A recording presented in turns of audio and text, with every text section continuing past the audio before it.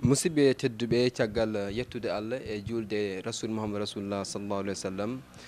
bismil mon e yewtere meɗen faandu ina yuɓne ɗo e Las TV taw koye gote ɓiɓɓi groupe Amalcom ganduɗa ko kañum woni yummum journal Las quotidien caggal nde julɗen e guena Mouhamadou Rasulullah sallallahu alayhi wa sallam eɗen jaltiɗen e tabaski woni taski caggal nde layaji men dooli mi wimon juulen mo wuuri enen yo Allah hokkim wattude mo wuuri e yeeso muɗum tan ɓeydi en gustaki hande noon min gari filande moon yewtere meɗen Las rewtere meɗen faandu noon to ɗo e Las TV yuɓɓinte hande noon koɗo men ko Ibrahima Baba Sall ko kañum woni maire mo Bakel kañum woni maire kañum kadi woni premier vice-président de l'Assemblée nationale guila session Assemblée nationale 2023-2024 o en gari noon yewtide makko ko fati e ko ganduɗa ko oɗo saaha ina dillin leydi Sénégal woni ko fati Assemblée nationale hakkude mum e premier ministre mo Ousmane Sonko e gueɗe ko fati e nder actualité caggal ɗum en mbi bisimilla maɗa Ibrahima Baba Sall e nder yewtere meɗen e nder Las TV. Encore une fois mi salminima ano banam debbo o collègue ma journaliste mo gonduɗa et à travers onon koye mon mi salmini Las TV kañum e dendagal bandiraɓe hettotoɓe yeewoɓe émission moɗon battuno mboɗo wiya on bisimilla on jarama Ibrahima Baba Sall a waɗi 3 législature hande beela leydi Sénégal so woni e crise institutionnel caggal nde ganduɗa ko premier ministre holliti yahata Assemblée nationale saabu e wiide makko règlement intérieur mo Assemblée nationale ko waɗa falsifié manam way il faut nde Assemblée nationale règlement Assemblée nationale way nde fuɗɗi arde beela on ɗon crise mo gonɗoɗen hande est ce que ala ko wa APR walla Benno Bokk Yakaar ko responsabilité mumen hen. Voilà, d'accord. Donc pour oɗon question il faut que yimɓe mboɗo sikki kamɓe fof ɓe gandi Ousmane Sonko ɓe gandi kanko ko kaalowo goto ko kaɓeteɗo goto o haali ko heewi haw yettima ɗo joni e laamu he omo continue kadi mo haala o sikkata kanko hande to wonno hanki to ko ɗon woni hande ko opposant o hande kanko jogui leydi ndi e ballal Allah e nelaɗo muɗum e Cheikhna Ahmad Tidiane e décision volonté peuple Sénégal eyyi ɗum ɗon noon ko caggal nde o haali ko heewi Sénégal ene jaaɓi kooli kanko ko wi ko on wawi gañin ɗum so Allah yanti hen minen kadi min ñaagui Allah ko yo ɗum gas par ce que so gasi ma leydi kadi yaaru yeeso eno wiranno ni mais donc ay haala ko kalata e saɗa e opposition aɗa yiiɗo so tawi a wona neɗɗo pewɗo sa jooɗima e laamu sa naati ma andu laamu ko façon goɗɗo woni toon ene wayno kanko joni ko ɗen caɗele wondi e ɗen caɗele noon hankkadi ne gannimo o ronki andude ko watta e ko yahata e ko haalata o wi kanko arata wadde déclaration makko de politique générale ganduɗa ko article meɗen sarɗi men ɓurɗo forde e nder Sénégal constitution wi article 55 de la constitution wiyani premier ministre ene wawi yaade wiyani ene foti yaade wi ko yahan yo yah l'article 55 de la constitution ɗum woni e dow règlement intérieur assemblée nationale alors donc ɗum ko hen gueɗel firti ko ɗon goo o yiɗa arde gati article 55 wi ko so premier ministre waɗama nommé ene foti yaade pour wadde manandino déclaration deuxièmement règlement intérieur ala ko nawdi ɗum e argol Ousmane Sonko walla premier ministre Amadou Ba woni ɗo premier ministre on jangguinimo on ne andi loi ne andi texte ne andi administration on ari waɗi déclaration muɗum règlement intérieur o changeani deuxièmement troisièmement c'est que hande o woni koye nawde leydi ndi e fitinaji ɗi ganduɗa ala hoore ngal ala par ce que crise mo yimɓe jalti e élection o holliri ko sarɗiji Sénégal ko sarɗiji celluɗi par ce que gonnoɗo e prison so ardi ha woni président leydi firti ko leydi ndi ene jogui loi ji ɗi ganduɗa ko tiɗɗi yimɓe fof jiiɗo hakkude président Macky Sall e conseil constitutionnel nde o wi alors omo waɗa renvoyer élection conseil constitutionnel sali et pourtant on wawno wadde dissoudre conseil mais ay neɗɗo so tawi aɗa ardi leydi a yaran jam pour wadde jam Ousmane yimɓe fof ne gandi ko neɗɗo fitina e ɗum ɗon holliri ko haalat ɗo règlement intérieur mi hettima hay ñanden le grand professeur de droit constitutionnel Ismaïla Madior o wi que c'est même éco erreur wiide ne watta règlement intérieur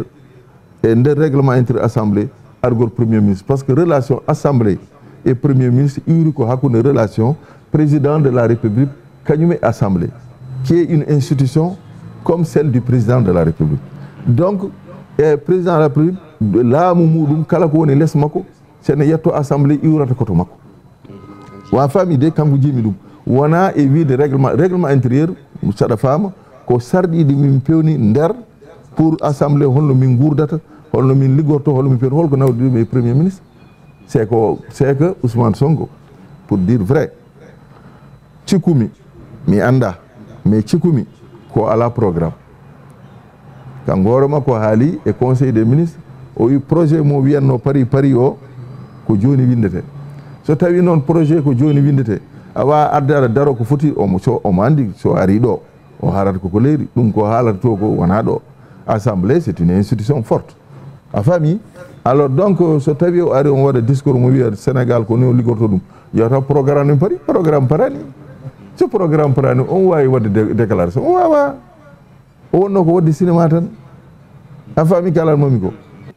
bel règlement intérieur est ce que ala ko woni responsabilité Benno Bokk Yaakaar sabu député Mamadou Lamine Diallo feeri wadde saisir président assemblée nationale pour wiide wonde règlement intérieur assemblée nationale o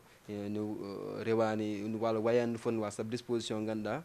kañum faade e premier ministre waɗa restauré saggande poste o artira e mais il a raison Mamadou Lamine Diallo il a raison nde ɓe guitti ɗum de poste premier ministre artira ene fonno artirede assemblée ɗum ɗon kanko hoore makko haali ɗum ɗo assemblée noon tardi waddi ɗum mais d' ailleurs ɗum ɗon ñanden nde min mbaɗi ɗo réunion alors président de l' assemblée holliti les 3 présidents de groupe yo mbattu men ko ɗa woni adde watte hen wotte ɗum kay wona probléme mais ɗum ɗon addani premier ministre wawa kadi hadde premier ministre arde e bel président assemblée nationale ni pari gam ɗum gam règlement intérieur non ça c'est déjà décidé min mbaɗi gon réunion ñanden le samedi passé janggo watta une semaine alors nde min mbatta ɗo recevoir le ministre des finances pour no waɗa débat o alors e nder réunion ngo premier ministre holliti mbiya noon président assemblée holliti yo règlement intérieur watte à jour ɗum c'est rien du tout mais la vérité c'est que hayso ɗum waɗama aussi Ousmane Sonko o parani pour arde par ce que ala ko haali c'est à dire politique aji batteɗi e galleji e laabi ɗi henne ɗum wona je yaadani e laamu jogui ko sarɗi mum e laawol andi ɗum o yimɓe ne mbawi haalde ɗum kono ɗo so ari ɗo kalta koko leeri no woni ɗo ko anduɓe laamu joni belɗe ɗeɗo balɗe enen ley Sénégal ni wawi fadde walla wawi fadde assemblée nationale crise gonɗo ɗo wawa safrede de toutes les façons minen réunion ngo min mbaɗi ñanden samedi ɓennuɗo c'est la réunion de bureau min ƴeftino décision ngaji min mbi ɓaari Ousmane Sonko ne ƴatto assemblée no ƴattoto yimɓe foof te assemblée président de la république ko poti ko institution e ko conseil constitutionnel o ƴattima conseil constitutionnel o gayni o ari o ƴattima assemblée joni o heddora ko président o ƴatto ɗum alors donc mais min mbi président kanko ko président d' institution président de la république ko président d' institution ɗum ɗo ari hakkude exécutif et législatif donc yo haalde président de la république kañum woni mawɗo institution ngaji ɗi pour véritablement ɓe ƴeewa no ɓe mbaɗi régler les problèmes par ce que leydi ndi sohlani ɗum aɗa andi ko leydi ndi sohli koɓe mbi koɓe kaali haɓe ƴefta ko yoɓe mbaɗ ɗum yimɓe jiiya état entendu ene anda ɓe mbawa c'est ça la vérité donc ko heddi ko haala politique tan min yiiɗa nadde ɗum ko mawɗo e keɓruji ɗi keɓɗa belle président assemblée nationale heeɓi yewtide way mais ça c'est ça ɗum haaltake e presse annene ça on dit pas ça minen komin homme d'état en ene jogui ko haalate ene jogui ko haaltake mais mbawmi wiidema tan ko en réunion de bureau min kaldi e président pour yo haalde président de la république pour les jam. Voilà. Je crois que ça c'est important. D'ailleurs, Minji Sonko o nulido yimbe hewbe semaine oro yo ngar njide assemblée pour vraiment jam wona tout ça parce que mo ande wa habde aben. Voilà, il a désigné des médiateurs. Médiateur jini woni hen ko Alioune in mumin hala hen professeur Babacar habe kewi kon benno bok yakar holliti ben don gona yimbe ganda be mais non, c'est-à-dire ben koye mabbe gonduno gondane amen ben gandi Sonko ko wadi ko wona lawol te moƴƴani leydi parce que ɗum banque mondiale et fonds monétaire déjà ɓe kaali hen ɓe mbi ils sont inquiets en jaltiɗo e crise mo ganduɗa le pays était bloqué pendant 3 mois mais et Allah waɗi on a fait les élections vraiment dimanche altine yimɓe fof jeehi liggoyima joni kadi au lieu hankkadi ɓaari ɓe laamima ko haalanno ko woppa ɗum o liggo gati ko ɗum o ƴeftira omo continue kadi omo ƴatto yimɓe o waɗi ɗo batu grand théâtre o ƴatti ɗo juge o ƴatti ɗo en conseil constitutionnel etc. joni ko minen keddino so minen o waɗi o heddora joni ko président makko ko ɗum woni gonga mais ce qui est clair c'est que il y a 4 jours ɓe jaltini la note prévisionnelle kayit goto jaltiri pour hollirde ngaalu Sénégal yatiri caggal de 2.2 a faami de donc ɗum ɗon holno yaltini ɗum holɓen yaltini ɗum FMI walla banque mondiale walla c'est la note prospective ça ce sont les services donc les gens surveillent le niveau de développement économique mais ils ont vu qu'il y a une régression alors de notre économie et cela veut dire que nous allons vers une crise économique pas une crise même des institutions a faami de e ɗum ɗo noon ko musiba firti ko guila ɓe jooɗi hay hunde waɗade so wona tan kaari itama kaari ko gujjo kaari waɗi ni a faami de ɗum ɗon wona yimɓe ɗum cohli yimɓe ɓe nde gandi ko ɓe mbi ɓe ko wuyɓe ɓe ko ni yimɓe mbaɗi ɓe sanctionné kamɓe ɓe gona wuyɓe yoɓe liggo yimɓe jiya c'est aussi clair. ɗeɗo balɗe président groupe parlementaire mo Benno Bokk Yakar fedde ne jeeyaɗa ƴettino proposition de loi gam wadde révisé article 87 de la constitution dokkude président de la république wadde suudu assemblée nationale bel ɗum jeeya koye malle artirde jaam hakkude assemblée nationale e président de la république saabu proposition de loi o wayen komo gaddo fitin ɓeyɗo fitinni non c'est-à-dire aɗa andi les institutions ko président de la république Assemblée nationale, Conseil constitutionnel. Ce sont les 3 institutions. Mais dialogue des institutions, c'est pour que, effectivement, jam wona don. Jam woni don non ko tawdi labini don. A famille, c'est-à-dire des députés, quand le président petit mandat, ko 5 ans, voté par la population, par les mêmes conditions que le président de la République. Suffrage universel direct. Anainde mais nde yehi ha yimɓe ji président ne wawi suɓede taw assemblée o alors wona assemblée muɗum bawɗo walla ɗum par ce que doole laamu ko assemblée nationale l'assemblée qui légifère jogui pouvoir loi ji et tout etc. so jaaɓi ko ɗum so salima yaata donc so a laamima ala assemblée yaata ɗum waɗi ɓe mbi e nder oɗon révision constitution yo yimɓe mbat so président jooɗima ha woni hakke duuɓi ɗiɗi yo ene wawi wadde dissoudre assemblée ɗum yo waɗe hen a faami de mais en même temps aussi yo waɗe par ce que ko institution ngaji ɗiɗi assemblée aussi yo rokke doole pour que ce premier ministre ari ɗo ene waɗa déclaration walla goɗɗum waɗa ɗum motion de censure ɗum woni ɓeeɗo joguima ngal ɗo kural nduɗo sawru ɓeega joguima nduɗo sawru pour fota c'est un problème d'équilibre ɓe jeeyi hen mais nde yiya yimɓe ne jahana kala voilà assemblée yo waɗe dissoudre tout ça le groupe Benno Bokk Yakar a pris position pour dire ɗum ɗon mais somin belama wonata par ce que min gotana ko pour 5 ans c'est pourquoi Abdou Mbow o haali ko o waɗi conférence de presse et ɗum ɗon aussi sa ƴeewi constitution ene rokki ɗum lawol ene dagni ɗum e anayi nde et cela veut dire simplement ko hakkude maintenant le parlement et l'exécutif ɓe certi goto fof waɗan liggey mum tan haɗa ɗon kono jalago hanke no waɗirteno ɗum ɗon ko pour wallude tan président ari aɗa yiɗi laamade aɗa jogui programme etc mais en jii guila ɗum waɗa ɗum meeɗani waɗede dusude so wona laaw goto a faami kala mami ko par ce que tout simplement président uji gonnuɗo ɗi ko yimɓe mawɓe haɓe joguino haqqille kadi haɓe mbaɗi en avant leydi ndi yo won jaam kono biye o yo yimɓe mare sa maayi yumma jibina pour laamu aɗa gandi oɗo façon politique meeɗani yeede so wona Sonko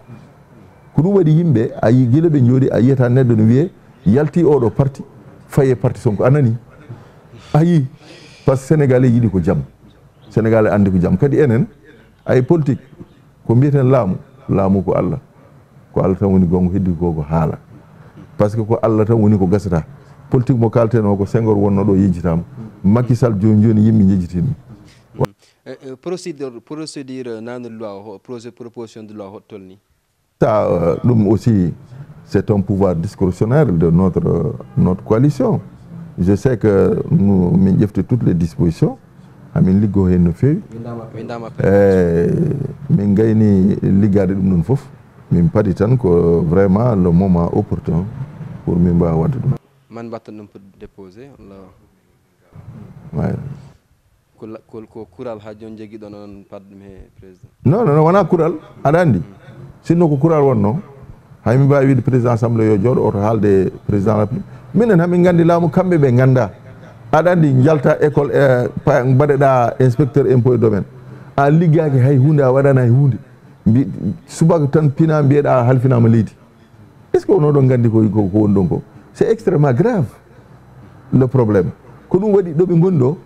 koɓe an ɓe donki andude aussi kata hande politique o kono waɗanno ni hecciangue tan o yeehi ɗo enne manandino Colobane a yi makko e bammakko fof ƴattama walla a yeɓani ɗum ka journaliste wi toon ko kayit o wi toon déguerpissement o ko mairie ju mbaɗi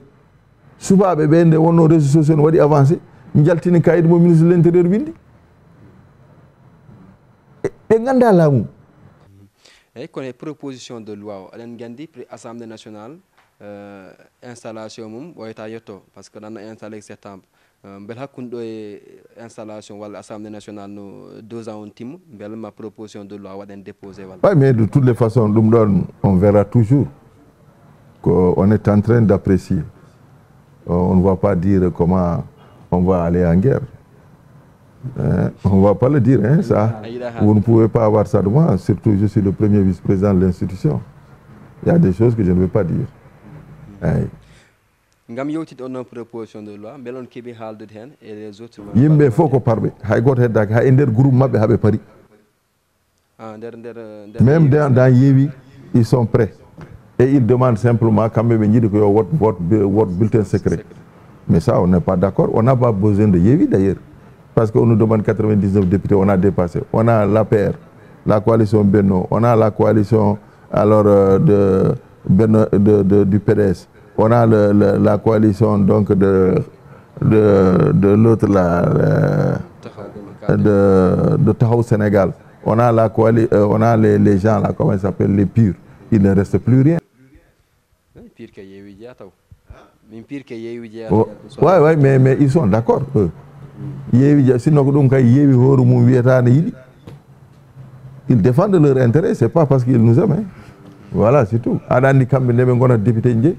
ils sont venus ici sur la liste de suppléants c'est pas la liste nationale so hay sa anda politique aɗa andi ɗum firti ko kamɓe so ɓe nanggani hen so ɗum ɗo ɓenni so assemblée waɗama dissoute ɓe gonta waɗe ɗon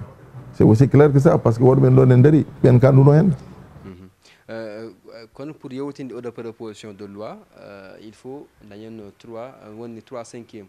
wiyte ko 99 députés mbeɗon mbaɗi composé nde kalɗani joni on il y a pas ce problème là ça c'est déjà réglé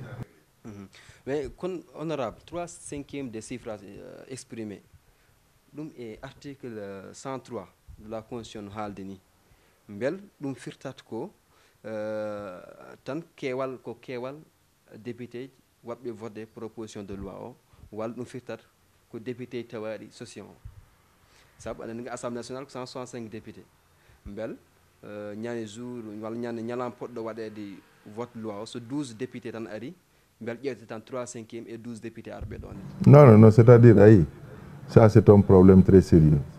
Si on doit min jaha e élection muɗum hay goto mankata, c'est le rappel de la troupe ou des troupes. Et ensuite aussi nous avons des formes de gestion du vote. Ça ala ɗo hen aɗa wawi wadde procuration. Donc ça ce n'est pas un problème franchement. Oui, mais ko en waɗi technique ça ay sabi kala mbi 3/5e des députés ɓe mbi des suffrages exprimés ɓe mbi de l'Assemblée nationale woni yimni ko ɗum ko erreur goppanoɗo guila 2012 et ça hande waɗa révision de Sénat waɗa supprimé par ce que normalement woni jaggu ay Sénégal parlementaire comme parlement ganduɗo parlement fe honorable Doudou Wade waɗi un texte ina explique ɗum wonde fonno wiyede ko les 3/5e de l'Assemblée nationale wona 3/5e des suffrages exprimés saabu ina addi luural seeɗa. Non, il n'y a pas de l'un dans l'autre, ça marche. 3/5e, quoi 99 ans. À famille, mais aujourd'hui, politique, boni,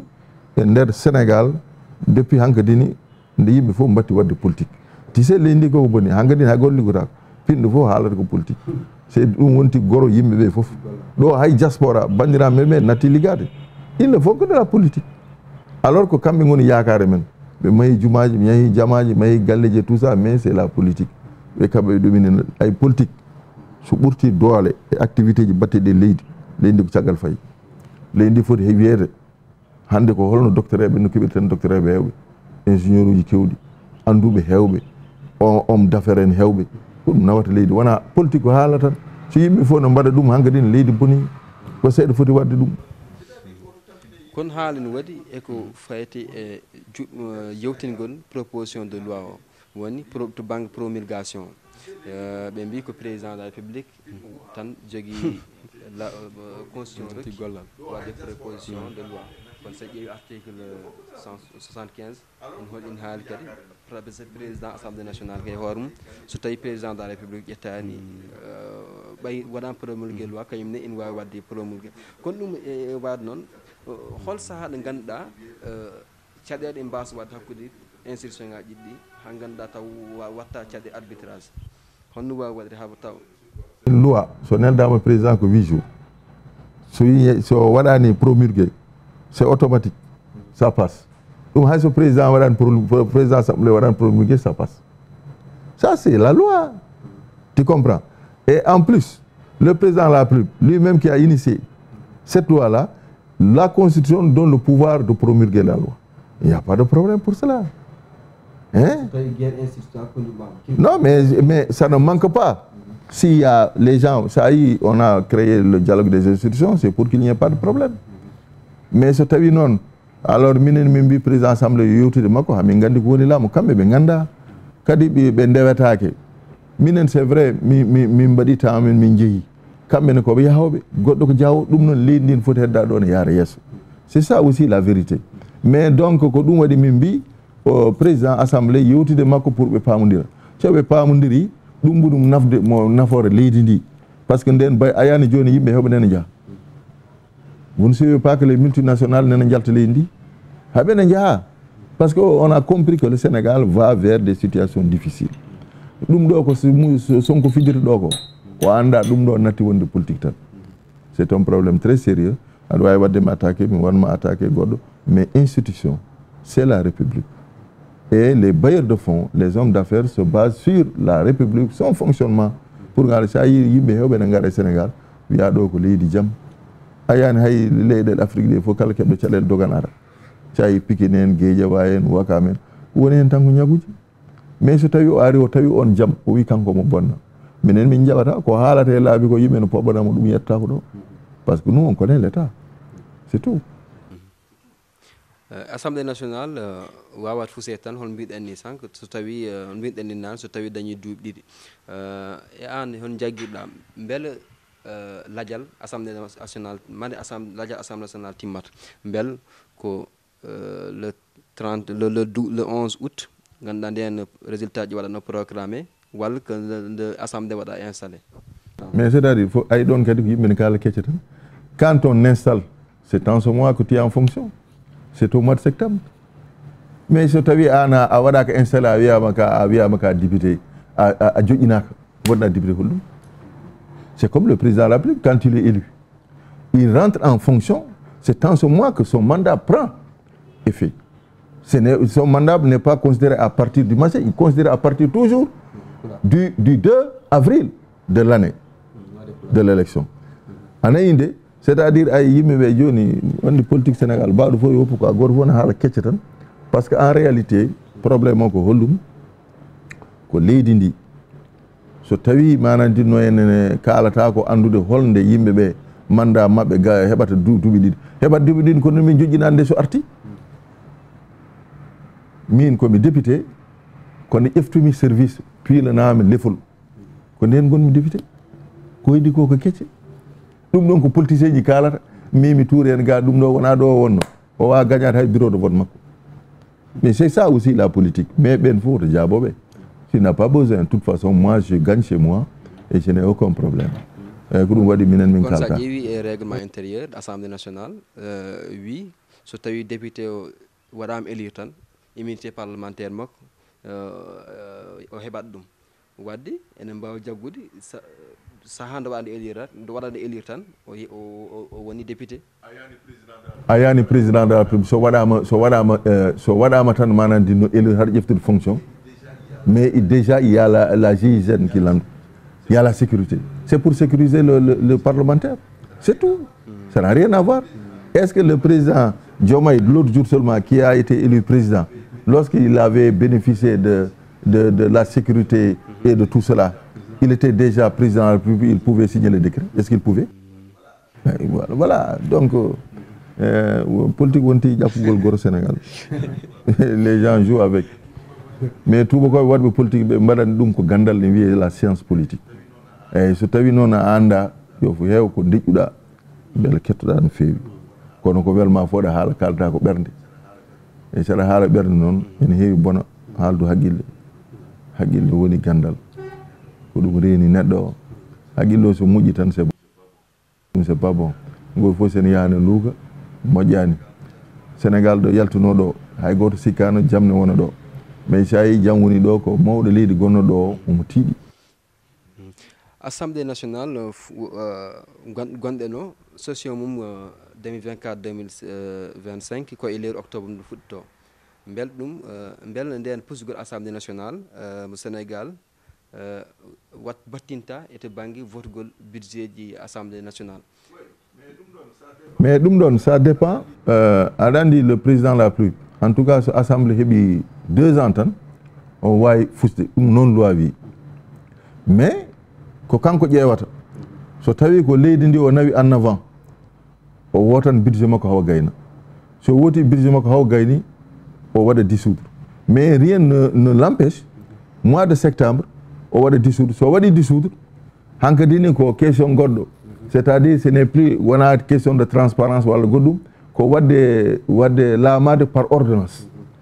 a faami de taw noon hay goto yiyani hay goto anda tubakoɓe ɓe jaɓata ɗum par ce que ɓen dokkaten kalis wona ɓe mbino ɗo France ɓe jiiɗa ɗum ɓe mbino ɗo banque mondial ko miskineɓe nde ɓe jooɗi de toon ɓe giɗi nawde kayitaji haɓe ñaago ballal onon mate Sénégal min mi fonki famde est ce que enen ko jaam yani leydi he walla ko musiba c'est-à-dire neɗɗo aɗa wawi hetta ɗum ne haala kono wonɗo yettoto haqqille rokkira ko ya faam mino banque mondial ko ni fonds monétaire ɓen ko mbaroɗoɓe leydi ɓen foti ko riddede président uji Sénégal fof gonnoɓe ɗo ɓe foti ko hirsede a faami alors ceci cela etc. France ko ni France ko rokkata c'est le premier partenaire économique et financier du Sénégal depuis l'indépendance c'est des milliards an ballowom hay sa yiɗa ɗum wadde mum hamme seeɗa Boukary seeɗa punta ɗum no Macky Sall waɗatno ni a hande la probléme ma kono ala doole mbiya aɗa fiya bawɗoma kaɗa tampina hoorema goo gueɗel ɗimmen ngel o wino ko président uji ɗi fof yo mbare Diomaye nde yehi salminoyde Abdou Diouf yehi ko namdade conseil e gandal Abdou Diouf yiɗi ko leydi ndi jaɓɓimomo haalnimo ko foti haalandemo mi tawaka mi anda kono mboɗani tan ko haala moƴƴo ko waaju alors ɓe mbino banque mondial nde ɓe jooɗi nde wonani jonti ɗiɗi ɓe nuli ministre mabɓe des finances ministre économie ɓe diddi ɓe mbi kayitaji ɓe ngala projet hande dogata e leydi he ko projet Macky Sall woppi ɗo ko sur la base de ça banque mondial wi hamin dokka kalis e condition programme Macky Sall mo waɗi o ina continue so on ki ɗum joɗɗe ha ne bindu ɗon deftere mum fof ko ɗum waɗi ndi mbimi o wawa arde ɗo joni ɓe ngala koɓe kaali deftere wodani ko hendu wonata to minen noon min gona politicien ji laaɓi hamin janggi hamin gandi gueɗe ɗe si a riɗaɗa haalna min wona noon nde yarata non omo andi kanko wona ɗo assemblé wonno omo andi assemblé hay gouverne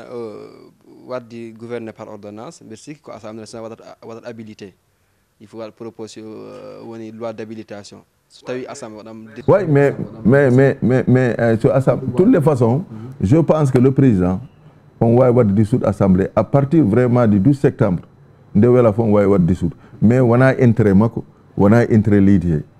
il est beaucoup plus plausible de voir assemblée waɗa budget mum ha gasa so waɗi budget muɗum bayeroji ɗi ne jogui ko mbatta hen mbaɗa rassuré mbaɗa en ce moment o waɗa dissoudre assemblée soko mois de janvier soko mois de février a faami kalamami ko bon alors so ronki ɗum il y aura des problèmes dans le pays parce que sa waɗi dissoudre assemblée automatiquement le même décret ene foti yaltirde alors manandi no programme élection député ji or il y a des préalables il y a la question par exemple des parrainages ça va prendre du temps il y a d'autres questions également qui sont là pour lesquelles à famille sans compter également il faut mobiliser 7 à 8 milliards pour faire donc l'élection et leydi ndi ganduɗa kalis mum heewirani noon yimɓe il y a jusqu'à présent des gens qui ne sont pas payés walla on tinani ɗum aussi onon journaliste mais mata ono noon kalta walla ko wiide Benno Bokk Yakaar nous notre stratégie min mbi on ne dira rien jolfuɓe babam wiyanno kala ko jolfo daranma o wi ko ponti jolfuɓe mbi lo sombi nan ko defɗa sa yari sa defi gosi a yaran ɓaari ko an defi addanma defde ɗum ko aɗa yiɗi ɗum walla ko ɗum joguiɗa sénégalais en ko kamɓe mbi sonko ɓe ɗaldama e leydi he joni ko kamɓe laami joni minen min jooɗoto min daara ko mbi haɓe mbaɗa ko hakkude mabɓe yimɓe wona joni yimɓe mbatti ƴattadema ɓe mbaɗan taw lebbi ɗiɗi ɓe haɓene ƴatte jamma ñalawma suba kikiɗe haɓe yimɓe ne jaltina waruji mabɓe etc minen min kaltani hay hunde par ce que minen min gona une opposition mo ganduɗa ko ƴattade ko warde yimɓe ko fusde magasin uji ko sumde galleji min mbatta ɗum ça on fera pourquoi onondu ko leydi ndi ko leydi meɗen min jiiɗa ɗum ara leydi he ɓaari ɗum ari haɓe laamim ko yimɓe ɓe beela yimɓe jokkudema min mbatta hay putere ɗum ɗo rien du tout franchement on ne va pas s'opposer à Sonko walla Diomaye no ɓe mbaɗiran non minen ko dans le débat d'idées soɓe ngari ɗo min kaldan so ɗum ɓenni gasi on jii Abdou Mbow ko joni fuɗɗi haalde APR meeɗani haalde minen min kalata min jooɗoto holko min kalata minen gono ɗo mbi min mbaɗaka bare beddimama min ladde ɓe ngari kamɓe hakkude mabɓe toon franchement ni hanki président de la république heeɓi hakkude e juuɗe mum woni rapport sur les assises de la justice bel so yi o holliti wonde kala ko nandira toon ko sifodira toon han nandira so ari ga e ko mo waɗ ɗum appliqué bel so tawi proposition de loi ari ko fati modification code de la famille walla code de procédure pénale ma député ji Benno Bokk Yakaar mbaɗa ɗum ma gotta ɗum non mais c'est à dire aɗa andi minen aɗa andi président fof e vision mum so tawi kanko ko wi ko yettima ɗo enne minen hamin gandi ɗum ne moƴƴe leydi he min gotat on n'a pas de problème pour ça mais so tawi hamin cikki moƴƴani min gotata ko wayno joni par exemple sa ƴeewi premier ministre Ousmane Sonko kanko ministre uji fof koye makko mbaɗi dépendre mbaɗani dépendre président ça ce n'est pas la constitution par ce que les ministre uji ɓe mbatta dépendre koye président mbaɗoɓe nommé o par ce que le premier ministre kanko il est nommé comme les ministres mais ɗum ɗon so mbi minen hamin mbaɗa ɗum cautionné histoire ma wadde retiriri a faami l'assemblée constituée majoritairement de Benno Bokk Yakaar a cautionné une forfaiture adi kala kaɗa waɗa hande miijo janggo on ne fera pas ça mais quand il dit la famille et tout ça les juristes sont d'accord tout le monde est d'accord ɓe ngari ɗo ɓe kalni min ɓe mbaɗi expliqué mais nous on vote nous on n'est pas contre ça hein. C'est-à-dire nous on n'est pas là pour bloquer le régime parce que ko kamɓe gotana wotaniɓe ko 56 mandat 54%. Pourquoi on les bloque? Nous sommes très raisonnables. Tout ce qui est État et République, nous sommes d'accord. Comme on est d'accord, je d'accord, pourquoi? On a une question politique. Qu'on andu de lawol et droit. a faami voilà ko ɗum ɗon tan par ce que neɗɗo gonɗa fof wadde o ƴeftuta responsabilité régime kesso dañi balɗe temedere won les 100 jours hol yandema e golle e gueɗe ɗe puɗɗi wadde mais moi pour moi ils n'ont rien fait encore et 100 jours pour moi j'ai rien vu ce que j'ai constaté c'est vraiment les difficultés des Sénégalais ko ɗum jiimi yimɓe ne tampi e mino wona gueɗe mi yiiɗa haalde quoi mais mboɗo andi yimɓe ne tampi mboɗo andi yimɓe ne tampi min comme politicien ko yimɓe mbaɗi kam ko gonmi ko caggal Allah min mboɗo wawi wiidema yimɓe ɓe est ce que haɓe jaam hande walla ɓe ngala jaam donc la situation est très très sérieuse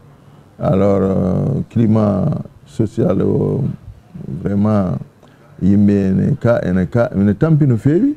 e kadi koɓe mbiyatno haɓe guusa ko foof ko yimɓe cikkuno ko ndeke wona noon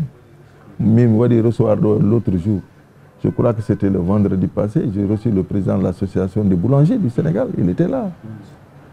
ils sont pas d'accord ustaka ɓuuro ustaka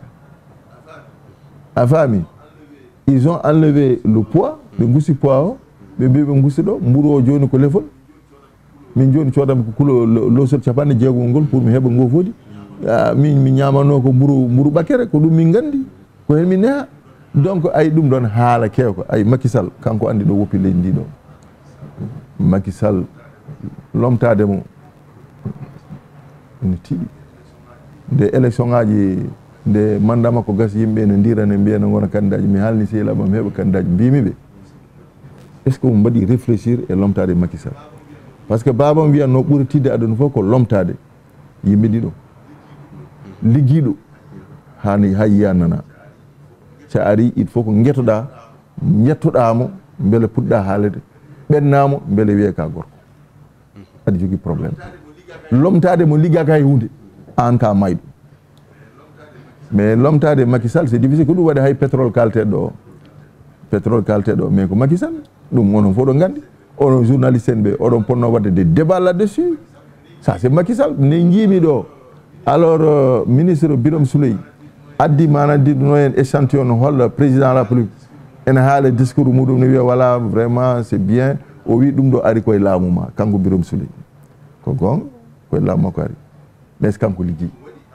ɗum waɗi Abdou Mbow wi kamɓe ɓe guinnata ko ɓiɓɓe ɓe jibinani hol jibinde ɓiɓɓe ko Macky Sall ay assemblée wonno ɗo budget recherche ko 500 millions depuis l'indépendance temps Senghor ha Abdou Diouf Abdoulaye Wade watti ɗum 1 milliard Macky Sall de ari o waɗi ko 100 milliards pour la recherche parce que c'est un ingénieur du pétrole un géologue min e makko min mbaddi tourné les régions ngaji kewɗi ndi min jiimto leydi ndi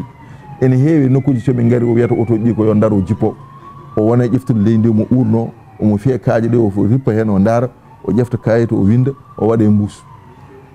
min kewnomi jodde koye auto makko keɗatnomi ko junngo makko nano minen ndiɗo caggal chauffeur kadi mi edde ka glaciére ne caggal so hen sahaji mi namno wiye président ko ɗum woni wiye ɗo ne waɗi nguɗo ngal Macky Sall en andi ko wone Sénégal sa yi hande pétrole haale ko kanko nde wiya code minier nde wiya manam dino nde ɓe jetti nde ɓe mbi so haade maɓe arde min changean ɗum ɗo contrat ji ɓe mbawa mais Macky Sall so ronki manam dinno en so waɗi hunde kamɓe han mbawi change Macky Sall ko ɗum janggi holto ɓe ndewata la preuve hande ɓe change discours par ce que ɓe tawi ɓe mbawa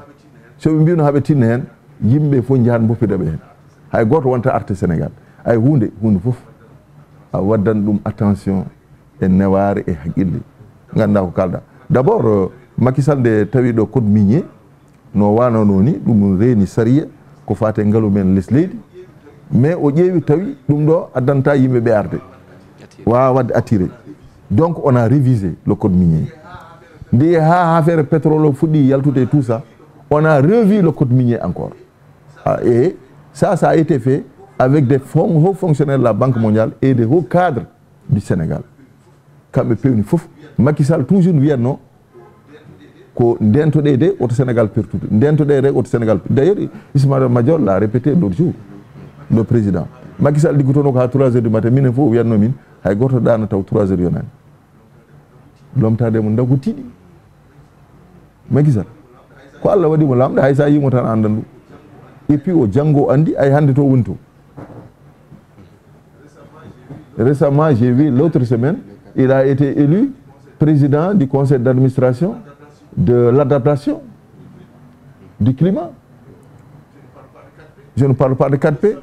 Le samedi passé, il a dîné avec les présidents du G7, les 7 grandes puissances du monde. Il était la seule personne invitée, il n'était pas ministre, il n'était rien du tout. Non, non, attends, le Sénégal va beaucoup regretter. Arandi Macky Sall de gayni mandat makko o wi ya min kaldi hen moi personnellement arjuma lo o wi no Ibrahima mi gayni mandat je m'en fais. Mais mboɗo andi Sénégal fonno ko wadde makko pression ay oɗo pétrole mo waɗi feere ha yalti o so tawinomo ɗo hande tawani eɗen nuko goɗɗum ko wona hande eɗen jeeɗen caɗele mi andu koɓe mbiyata ɗo emploi mais Macky Sall a tout réglé qui Diamniadio a été conçu pour ça. À Diamniadio, vous ne voyez que des sociétés industrielles s'installer, attendant le pétrole pour que les choses démarrent. Il y allait avoir vraiment le recrutement mo gasata e nder jeunesse Sénégal. Ah oui. Ne jaadumi makko nde mi ridda e place am. Bel ko ummi ko e pouvoir jonen on keɓi haaldude. Bel jon o dari ko darde ancien président de la République walla ko jiɗɗo wontude opposant. Oɗo parti o mais mbaɗe organisé ko hemon tan min ƴeewno mbaɗen etc. Macky Sall ala temps. Il n'a plus le temps. Hande e saha fof men nana biiɗo yaltillande APR ko ɓoyani ko Aliou Sall miñum Macky Sall yalti Amadou Ba e hoore mum holliti ko jalto APR. Belle APR kam ko jogori fusde tasde. Non, ɗum ɗon c'est la vie de tous les partis. Kala parti gonnoɗo au pouvoir sa natti wonde pouvoir ene waɗe yimɓe jadata e ma tan ko pouvoir. So jeeyi sa gayni pouvoir ɓe jahan. Ene waɗe yimɓe ɓe ganduɗa ɓeeɗo ene jogui calcul aji mumen politique. Gandumi ko hoorami haalta haala goɗɗo. Mino Ibrahima Sall ko Macky Sall tan ha aduna firto. Hay goto wawa feere ha yiyami nokku goɗɗo o ne andi position am. Min politique mi anda politique min ko Macky Sall nani kam politique. Mbinomi ko mboɗo woppa mi haalatma e aljuma allo min tan e makko e Allah galle makko pale. Mbimi joni ɓaare aɗa yiiɗi yaade minne jinmi mbiɗa aɗa rokka coccirɗe ɗe joguiɗa ɗe a rokka ɗum lomtotoɗo mo mimi ala coccirɗe kono mbo jogui kayit mboɗo wawi windude jinmi ko kikiɗe subaka sa rokki coccirɗe kikiɗe min mi winda lettre am démission aɗa andi ko addano kam yidde wadde ɗum. Pour moi c'est la plus grande fidélité au président Macky Sall. Il a tout fait pour moi. So wonano kanko watta politique so yeehi normalement pour min ko woppiti ko ɗum woni gonga a faami kala mami ko o wi kam no Ibrahima to waɗ ɗum. Harouna Dia wasa o hetto émission o kanko hoore makko noddi kam on wonde président ɓe mbi Ibrahima non il faut terminer ton mandat faut pas faire ça etc. Min komi Macky Sall 100% jusque dans des eaux mi wona janfutogo mi jeeyaka on famille mi jeeyaka ngol leñol politique ko kecce woni politique ko tampere oɗo ne andi sa yi Bakel somi yeehi Bakel audience am fuɗɗoto ko 7 heures du matin gaynam ko 4 heures du matin nden ɓe gutta damar gallam min mboɗo andi politique so tawi won mo nafi wona min politicien gonguire gonga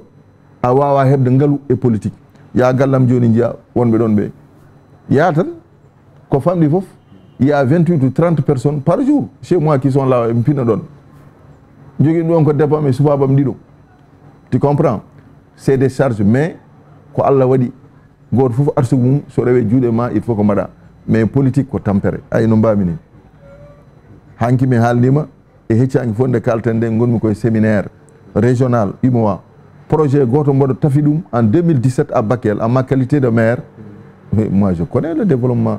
Alors ce projet a fait son bonheur somme nde oɗo yiɗumi journaux ji Diédhiou il m'a fait un message pour me féliciter. Ce projet là rendini ko maire uji temet tato e capanɗe jeegom e jeetato 368 maire yaaɓe Mali Mauritanie Sénégal et Guinée pour dane maayo nde le réseau des maires du bassin du fleuve Sénégal. Mino waɗi ɗum créé hanki tous les ministres les 4 ministres des pays sont venus ɓe ngari ko pour voir la validation et ils m'ont félicité pour la vision très claire et pertinente mais par rapport aux enjeux du moment parce qu'il faut sécuriser le bassin du fleuve Sénégal. Min komi député du parlement de la CEDEAO mais yi les guerres mi jeeyi manam le développement des terroristes, j'ai vu beaucoup de choses et j'ai dit aujourd'hui le bassin du fleuve qui est vierge, il faut que min kaɓe min ƴeewa holno min mbaɗi ɗum sécuriser, min mbaɗa développer des activités de développement taw vraiment minen les forces de sécurité de défense hamin mbawi wondude ɗum et puis les subaɓe yahawɓe ne gueejuji ne maayo keɓa des projets jooɗo ɗum ko gandal watta ɗum ko engagement ɗum ɓuuri wadde fayida et politique. Min wona politicien mi yiɗa hay politique. Même les présidents que j'ai eu à remplacer, ils ont fait le témoignage. Donc moi je crois plutôt au travail. Min ko toon jinmi softude wona politique o tampere tan aɗa luuko ɓe ƴattoma ga. Oui, mais ça c'est un vieux projet du Sénégal, hein. C'est depuis Abdou Diouf avec non, ça c'est un vieux projet du Sénégal. Comment on l'appelait d'ailleurs, le projet qui consiste à prendre de l'eau dans les lacs de Guerre, bassin du fleuve Sénégal, à partir d'ailleurs de Bakel, hein, pour aller dans le Ferlo et aller un peu vers le Sine Saloum, etc., les Diourbel, les vallées fossiles. Ça, c'est un vieux projet qui a été l'objet en année de un projet ko ɓoyɗo, mais un projet difficile. Parce que aɗa andi ndiyam maayo fleuve Sénégal wona Sénégal tan jeeyi ko ɗum woni difficulté o. Rendi ɗum ko Mali, Mauritanie, Sénégal e Guinée. Sa wi aɗa rondo ndiyam ɗam a nawa ɗito ɓeeto leyɗo kalata ko ɗum waɗi on projet yaade mum tiiɗi. Projet moƴƴo o koko min mbaɗi ko minen fof yomin ndendu leyɗele nayyi ɗe min ƴeewa liggade. Par ce que maayo ngo ko ndiyam belɗam. Anduɓe ɓe mbi ɗo e duuɓi sappo e joyyi ndiyam belɗam ɗam ɓurata tiidde yiide e heɓde e gasoil et pétrole. Donc aussi, c'est une des raisons qui ont milité à la création du réseau des maires que j'ai créé en 2017 par 2 fois en assemblée générale à l'unanimité kamɓe fof ɓe mbimi ittitake wannum ko liggey min ko ɗum gandumi oɗa politique ko Macky Sall tan nanno kamen mais j'ai pas regretté kala mo Allah rokkuno kam mi walli ɗum ɗon kadi politique ne waɗi dewal Allah ngal ɗon banggal et puis c'est tout mais politique ko tampere a yannu mbami caggal kolliti ni wonde ko Mauritanie hebno jaggude projet mais Mauritanie woppiti. Bon ɗon mimi anda ɗon par ce que gandumi min ko min woni président du comité de bassin de l'OMVS min mo jiitaɗo min wona politicien min ko développement namdoɗa kam mi haalanma hen gandal ngal meeɗa nande ko ɗum gandumi par ce que ɗum tan waɗi nafoore ɗum jinmi politique ko tampere tan ko yimɓe mbiyatami Bakel a woppata so wona ɗum weddoto ladde a faami. Donc cette question alors vraiment de l'eau c'est une question importante. Je ne sais pas, c'est pas la Mauritanie seulement, le Mali est là. On a Mauritanie tan jeeyi ndiyam ɗam, Mali nan ɗon jeeyi ndiyam ɗam, Guinée ɗon fleuve o wiya ko fleuve international ko Senghor wanno ɗum par ce que frontiére meɗen hakkude maɓɓe ɓeɗo fof wonno ko caggal dow. Mais nde wonno Sénégal Senghor ko neɗɗo jaam jiɗɗo jaam hakkude leyɗele o wi ngare ndenden ɗum ay lamɗo sa ardima a rokkama fof heed fof caggal muɗum ƴeewa yimɓe ko jiɗi ko mbaɗa ko ɗum woni haqqille ko heddi ko Aïcha wi an aɗa waɗa laamu saɗa dikel saɗa kewɗa ko heɓde caɗele gati hande leydi ndi hay ɓiye sa wi aɗa haalde mum so rewani lawol ƴettata yabulol muɗum ka docteur sumgoji paaɗi sumgoji paaɗi élection ngaji paaɗi ka docteur ɗum mi anda ɗum ko Allah andi ɗum kadi andi ɗum ko partam mais mi anda eyi. Honorable député Allah jarama émission men gari ari ha ɗo hol message walla hol konngol ngol mbasitoɗa bandiraɓe yeɓoɓe fandu las. Non mais c'est tout juste pour wadde on remercier et puis wiide min weltima no fewi e occasion mo dokkuɗon kam e jewtid mais surtout pour population yoɓe tinno ɓe gone jaam ɓe jaaha jaam ɓe kaala jaam leydi ndi yaha e jaam Aïcha yi caggal leydi les conférences réunion ji mawɗi so gasi ene wiye joni holto mbattoyten réunion lawgol ngol yimɓe fof mbiyata ko Sénégal sa namdi ɓe mbiya woy Sénégal ne waɗi jaam sa ƴeewi joni ɗo e guure e quartier ji men Dakar jeyata ko yimɓe ne gummi leyɗele goɗɗe e nder Afrique ene gari ɗo ko jaam woni ɗo ay jaam o ɓuuri fof so jaam ala en deƴata an arta ɗo aɗa waɗa kam interviewé tan aɗa woƴa holno jettotoɗa ɗo sa saɗa yaltuɗa aɗa woƴa holno jettotoɗa galle ma minne ko noon jaam yo Allah waɗan en jaam ya barke aljuma Allah o politique ko hendu tan ne yaaha ɓuuri tidde woni gonga tan ko Allah ko heddi ko fof ko yahata guila puɗɗen politique Senghor ha Abdou Diouf Abdoulaye Wade ha Macky Sall holto ɓe goni ɓe jeeyi ko Allah heddi ɗo Allah yahata ɗum noon sa andi ɗum anda ɗum kadi ko haqqille oto haaɓe hay goto kadi goto e meɗen foof so tawi yimɓe cikata politique ko dañal woni hen yo fam politique kala mo jiiɗa ne dañi hen on waɗani politique politique wiya ko ya won maccuɗo yimɓe ɓe ya won manan diɗuno en nafoore yimɓe ɓe kala ko keɓɗa ya wi e nani ɓe jiya ɓe nana ɓe mema ko ɗum woni politique so tawi noon ko noon wayi jiya nana mema an ala ko mbawɗa hebde mais ma heɓ reconnaissance bande en ɓe gonduɗa ɓe janggo e jaam ko ɗum ɓuuri tidde ma heɓ également hakkude ma e Allah ma yiɗo joni neɗɗo so tawi opiraka tan ma guitta kalis waɗa opiré ma heɓen Allah donc politique ko dewal Allah wonande pamɗo so tawi no aɗa rewa Allah a nunɗan jara jaam jaam jarani duko jarani haare goto men fof ko Allah winde mum haade mum tagede ha maaya ha nde jibinande ha maaya ko ɗon tan rewata ala ko a wawa hebde ka jeeya musidɓe tedduɓe Allah jarama on jarama en dokki moon aadi ha aljuma paaɗa